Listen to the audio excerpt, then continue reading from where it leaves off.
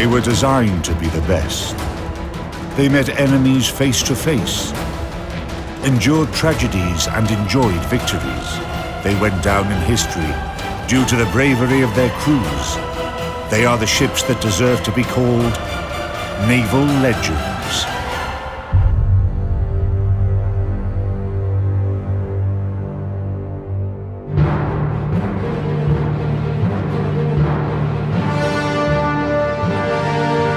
In this episode, Living Heroes of Tsushima.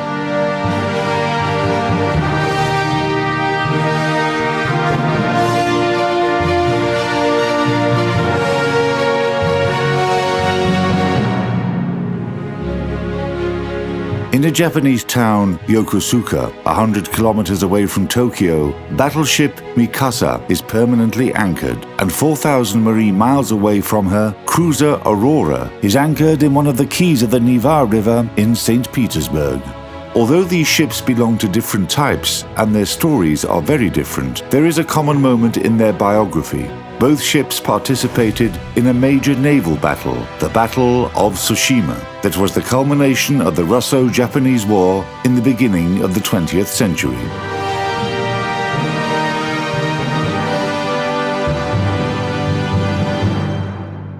In 1895, Japan defeated China and occupied the Liaodong Peninsula, where a warm-water seaport, Port Arthur, was located. The port was very important for the Russian Empire. Together with European states, Russia used military and political pressure to make Japan renounce that peninsula, and later signed a contract of lease for that territory with China for 25 years.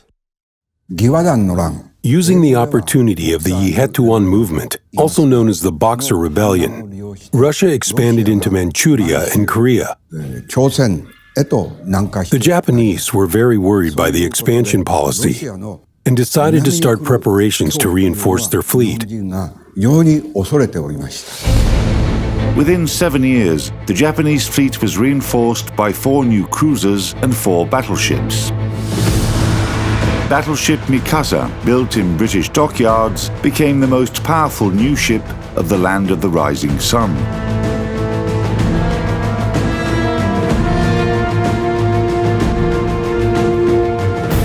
Cruiser Aurora was built in Russia during the same period. This was just a small part of a large-scale program aimed at enhancing the country's military potential at sea, the creation of the major Pacific Fleet.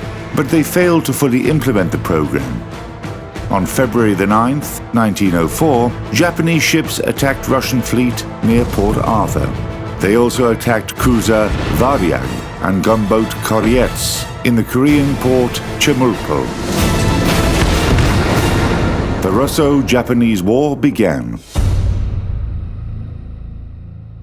From the first days, this war was unfortunate for Russia. Variag and Koreets were sunk, and the Russian Pacific Squadron was blocked in Port Arthur by the Japanese fleet. After a little while, battleship Petropavlovsk tripped a mine and sank with the fleet commander, Vice Admiral Stepan Osipovich Makarov, on whom high hopes were placed on board. Later, the battle in the Yellow Sea developed, and though the Japanese suffered significant losses, they didn't let the Russian ships break through to Vladivostok. Due to all of this, the Japanese fleet dominated in the theater of war.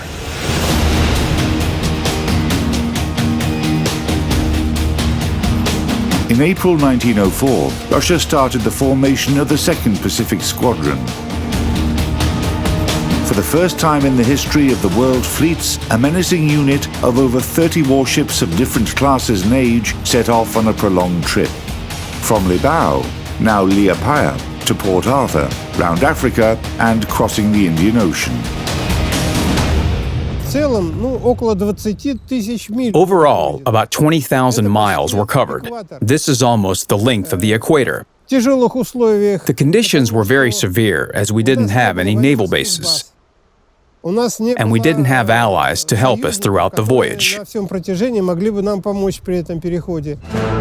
During this unprecedented crossing, the Russian seamen heard about the loss of the 1st Squadron and were reinforced with ships under the command of Rear Admiral Nerbagatov.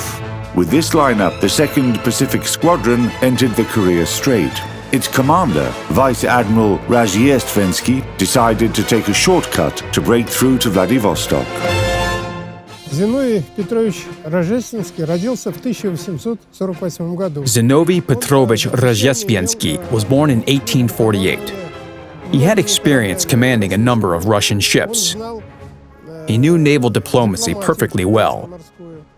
He was the right person in the right place. Для того, чтобы оценить роль его, To understand his role, you need to know a lot. много знать и почувствовать себя в то And время experience the bridge of a headquarter ship in that moment.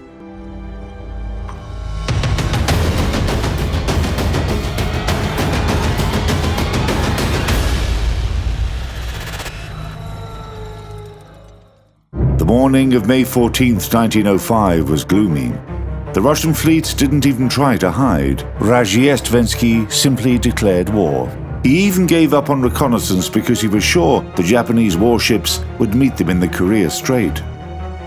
Soon, ships from the combined fleet of the Imperial Japanese Navy appeared from the damp haze. They pursued a parallel course and were commanded by Vice Admiral Togo Hayashiro, who appointed battleship Mikasa to be the headquarter ship.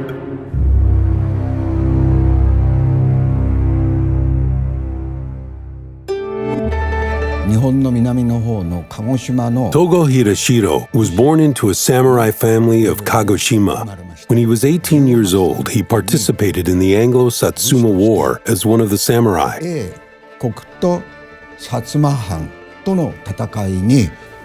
Then, after the establishment of the Imperial Japanese Naval Academy, he enrolled there to study the theory of naval science. Selected from the lower samurai class, Togo quickly progressed in life and managed to attain a high rank whilst fighting several battles. He knew the real nature of war from his experience. When Admiral Togo was assigned to the commander of the combined fleet of the Imperial Japanese Navy, Emperor Meiji asked the naval minister, "Is Togo good enough for this position?" The minister answered, "Yes, because he has a great deal of personality and is known as a very lucky guy." The emperor was satisfied with that comment.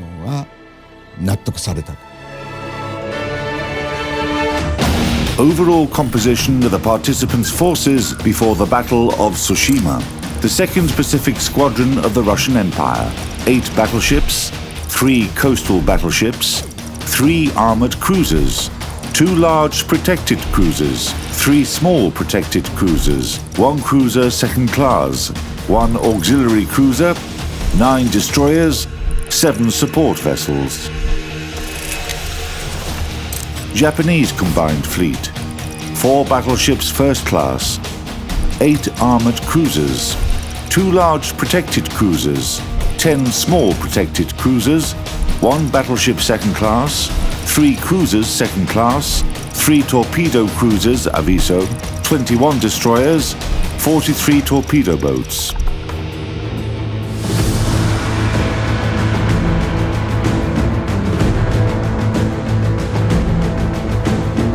Gradually, the Japanese fleet started approaching the Russian squadron. Admiral Togo took a risk straight away, preparing to envelop the head of the adversary ship column with a circular maneuver. At the same time, Russian battleships opened preliminary fire.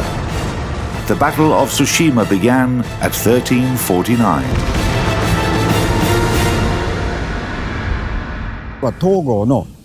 People say that Togo employed the tactic of crossing the T in the Battle of Tsushima, taking position ahead of and perpendicular to the adversary's ships. But the actual maneuvers of the ships were like this.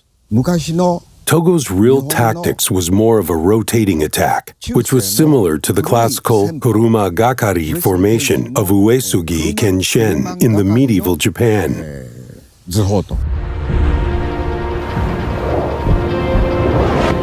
At the very beginning of the battle, a signal flag appeared on battleship Mikasa. The fate of the Empire rests on the outcome of this battle. Let each man do his utmost. moving fast. Mikasa concentrated her fire on battleship Kunias Suvorov at the beginning of the battle. In return, several Russian ships fired at Mikasa immediately. Russian salvos were considerably precise at first. Within the first 15 minutes, Togo's battleship was hit by 19 large and medium caliber shells, including 5 305mm rounds. But the Japanese fire was more precise, and the damage from the adversary's attacks was less significant.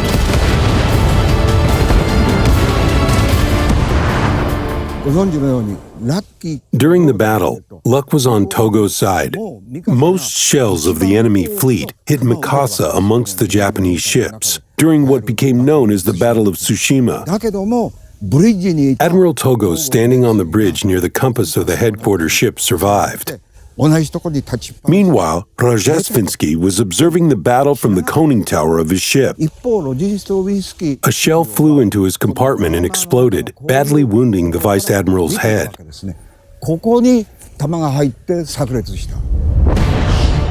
The battle continued for over 40 minutes more before the Russian squadron commander received a second wound. During this time, 1 Russian battleship sank and 2 other battleships were seriously damaged. A third ship took the lead of the squadron, trying to break through to Vladivostok.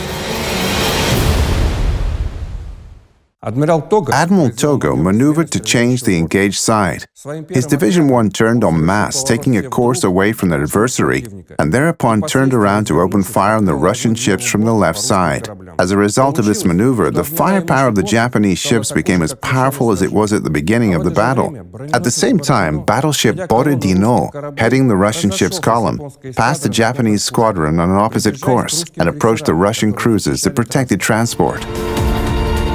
Aurora was part of the cruiser division headed by Rear Admiral Lenkvist, who received an order to cover the squadron transport ships. Together with cruiser Oleg, they joined the battle 40 minutes after it started. When the transport ships were attacked by 8 Japanese cruisers and the old battleship Shenyuan, our ships were caught in densely aimed fire from the adversary. Hits followed one after another. The explosion of 203mm high-explosive shell shook the whole cruiser. 2 guns were taken out of operation, one in the battery room and the other on the upper deck. But despite all the damage, Aurora skillfully maneuvered at almost maximum speed, battled with, and managed to break through the enemy's line. Моральный дух у них был высокий. They had high morale. К сражению. They were prepared for battle, for victory, and naturally willing to sacrifice themselves. Japanese shells exploded nearby, and Aurora was pierced by shell fragments. During the battle, 9 people were killed. One of them was an officer, a ship commander, and dozens of people were left injured. After 3 hours of battle, the line of the Russian squadron was heavily broken. Badly wounded, Vice Admiral Rozhestvensky placed the squadron under the command of Rear Admiral Nikolai Ivanovich Nebogatov. Japanese Battle Division 1, headed by Mikasa, was moving eastward along a parallel course and was reaching the head of the Russian column again. The final battle of the day was extremely dramatic. 2 Russian battleships were sunk one after another within 20 minutes. During their rotating maneuver, the Japanese ships fired all their shells, using broadside guns and guns at the front and rear. On the other hand, the Baltic fleet hardly managed to fire their front guns. The circle attack of the Japanese fleet was so effective, the opponent had no chance to escape. The sun set, the battle was over. The remaining squadron ships continued to move towards Vladivostok. Aurora, as part of Cruiser Division, sailed to the left of the squadron's main body along a parallel course in total darkness with its light turned off. But Admiral Togo wasn't going to let the remaining Russian ships go. If the Baltic fleet had reached the area around the Tsugaru Strait, almost half of the fleet might have been able to escape into Vladivostok. In this situation, the rest of the fleet would have conducted raiding, causing the annihilation of the Japanese army in Manchuria. That's why the Baltic fleet had to be completely destroyed. For this reason, night attacks from the torpedo boats started after the daytime battles. それから水雷艇の夜襲。Using these tactics and the power of the Mikasa, Japan managed to defeat Russia. On the following day, with the remaining ships shot down, all hulls breached, and surrounded by the enemy's fleet, Rear Admiral Nebugatov surrendered to Vice Admiral Togo. Only 4 cruisers and 3 torpedo boats managed to escape the Tsushima trap. Aurora was one of them. Countering torpedo boat attacks, escaping 17 enemy torpedoes, the cruiser avoided being captured and sunk.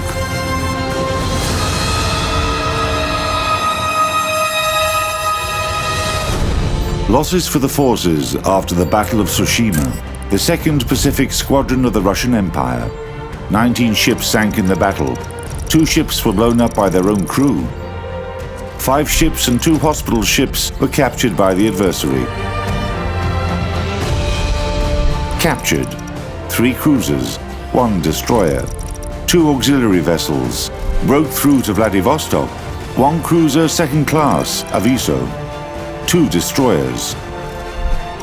Out of 14,334 Russian seamen and officers, 5,015 were dead, 803 were injured, and 6,106 were captured.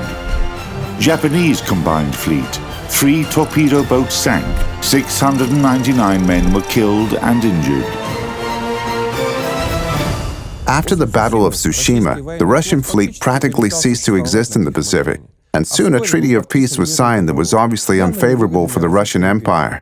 Since that time, 110 years have passed, and there are only 2 ships left that participated in that dramatic battle, a Japanese and a Russian one.